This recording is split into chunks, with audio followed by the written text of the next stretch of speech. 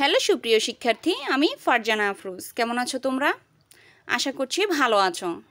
আজকে আমরা তৃতীয় শ্রেণীর বাংলা বইয়ের 10 ও 11 নং পৃষ্ঠা নিয়ে আলোচনা করব। আজকের ক্লাসটি আমাদের পার্ট নং 4।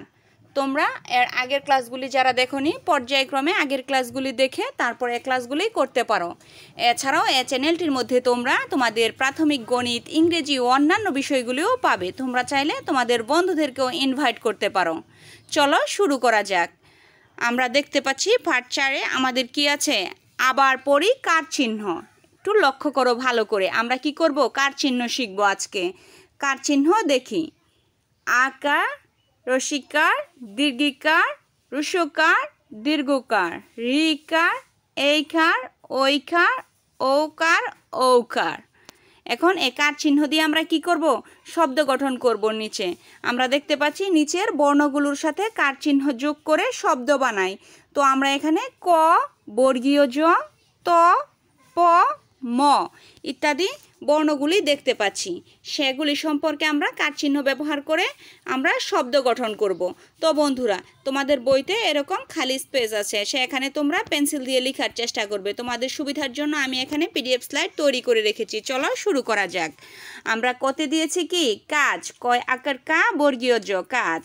কয়ের শিকার কি? বয়ের শূন্য র, মূর্ধন্য কিরণ। আমরা এভাবে কাজ, কিরণ, কুসুম, কৃষক, কই মাছ। তোমরা চাইলে আরও কমও লিখতে পারো। আমি আমাদের ইচ্ছে অনুযায়ী লেখার চেষ্টা করেছি। দেখো, আমাদের পরবর্তীটি বর্ণ হচ্ছে বর্গীয় জ। বর্গীয় জতে আমরা গঠন করেছি জীবন, জাম, জেলে, জিরা, জ্যৈষ্ঠ, জোশ। আমরা তারপরে দেখতে পাচ্ছি পরের বর্ণটি হচ্ছে ত। ততে আমরা কি তৈরি করেছি? তালা, তিমি, তোল, তুলা, তৃতীয়, তৃণ। এছাড়াও তোমরা আরও নতুন নতুন শব্দ তৈরি করতে পারবে। দেখো, পথে আমরা তৈরি করেছি কি? পাখি, পুকুর, পাকা, পোশাক, পৌষ। আবার দেখো, আমরা মতে তৈরি করেছি মামা, মানুষ, মিঠা, মেঘ, মৌমাছি।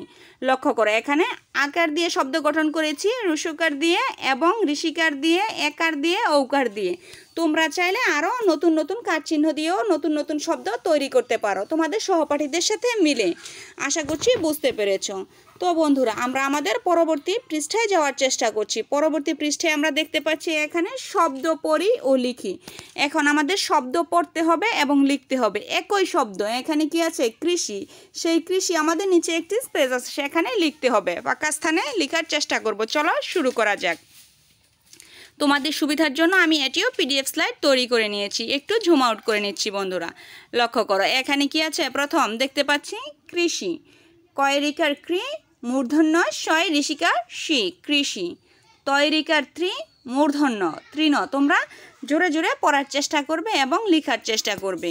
কয় রিকার কৃ, মূর্ধন্য স, ক, কৃষক। ম দন্ত শয়ে রিকার শ্রী, মূর্ধন্য মসৃণ। তারপরে দেখতে পাচ্ছি মেঘ। ময় একার মে, ঘ, মেঘ।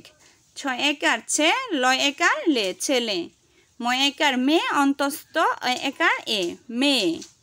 সেপাই। দন্তস্ব একার সে, প একার পা, রস্য ই, সেপাই। শৈবাল। তালব্য স ঐকার সই, বয় আকার বা, ল, শৈবাল। তৈরি। ত ঐকার তৈ, বয়ে শূন্য ঋষিকার রি, তৈরি। বন্ধুরা, অবশ্যই তোমরা এটি জোরে জোরে বানান করে করে পড়ার চেষ্টা করবে এবং লেখার চেষ্টা করবে, তাহলে তোমাদের মুখের জড়তা চলে যাবে। ব ঐকার বই, তালব্য স আকার সা, খ, বৈশাখ। তালব্য স ঐকার সই, তালব্য স ব, শৈশব। ভোর। ভ ওকার ভো, বয়ে শূন্যের র, ভোর।